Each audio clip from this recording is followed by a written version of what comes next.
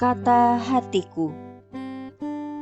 Injil Matius bab 4 ayat 12 sampai dengan 23. Namaku Zebedeus yang disebut-sebut dalam perikop Injil hari ini. Ketika anakku Yakobus dan Yohanes dipanggil Yesus dan kemudian meninggalkanku untuk mengikutinya, tidak diceritakan bagaimana tanggapan atau reaksiku. Matius, pengarang Injil, mungkin merasa yang paling penting itu bagaimana tanggapan dan kesiapsediaan orang-orang yang dipanggilnya.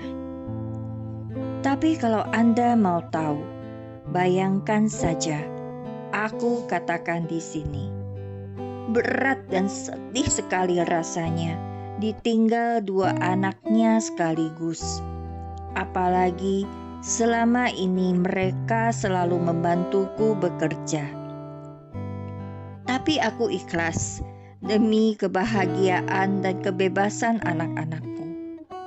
Dan kata hatiku, tak perlu aku khawatir. Mereka mengikuti orang yang benar. Meskipun aku tidak tahu dari mana kata hatiku itu berasal. Tuhan Yesus, bisa saja aku salah dalam apapun, kecuali dalam keputusanku mengikutimu. Ia mempersembahkan dirinya sendiri sebagai kurban. Ibrani bab 7 ayat 27c. Imam-imam mempersembahkan kurban anak domba atau anak sapi untuk mohon pengampunan dosanya sendiri dan baru dosa umat. Sedangkan Yesus Kristus mempersembahkan kurban dirinya sendiri di kayu salib untuk menebus dosa semua manusia, tetapi tidak untuk dirinya. Maka kurbannya ini paling mulia, tinggi, suci, utuh, dan sempurna. Sebab ia adalah imam agung, satu-satunya yang saleh, tanpa salah, tanpa noda dosa. Ayat 26. Perayaan Ekaristi, misa di Gereja Katolik, mengenang dan bersyukur atas kurban Yesus Kristus, satu-satunya kurban suci dan sempurna itu. Tuhan memberkati umat yang menerima penebusan dari kurban sempurna Imam Agung Yesus Kristus. My conscience.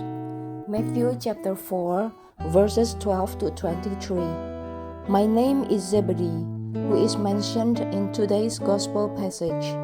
When my sons James and John were called by Jesus and then left me to follow him, there was no telling how my response or reaction would be. Matthew, the author of the gospel, probably felt that the most important thing was the response and readiness of the people Jesus called. But if anyone wants to know, just imagine, I'll say it here, it's very hard and sad to be left by two children at once, especially all this time. They always help me with work, but I'm willing to go through this hard feeling for the sake of the happiness and freedom of my children. And my heart says, I don't need to worry, as my sons follow the right person, even though I don't know where my heart's voice is coming from. Lord Jesus, I could be wrong in anything except in my decision to follow you. Konsep hidup adalah rahmat, panggilan, dan perutusan yang kita padukan dengan konsep tanggung jawab sosial. Manusia lahir ke dunia diciptakan untuk berbagi talenta. Tuhan ingin kita ikut bangun peradaban manusia. Ajakan ini hendaknya ditanggapi. Tuhan memang berikan kebebasan.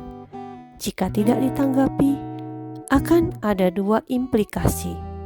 Talentamu tidak akan optimal digunakan bisa jadi tersia-siakan.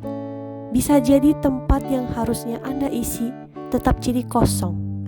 Ini bisa mengganggu perkembangan peradaban manusia. Apapun tugasmu, jalani tugas itu dengan senang hati. Tuhan butuh Anda di tempat itu.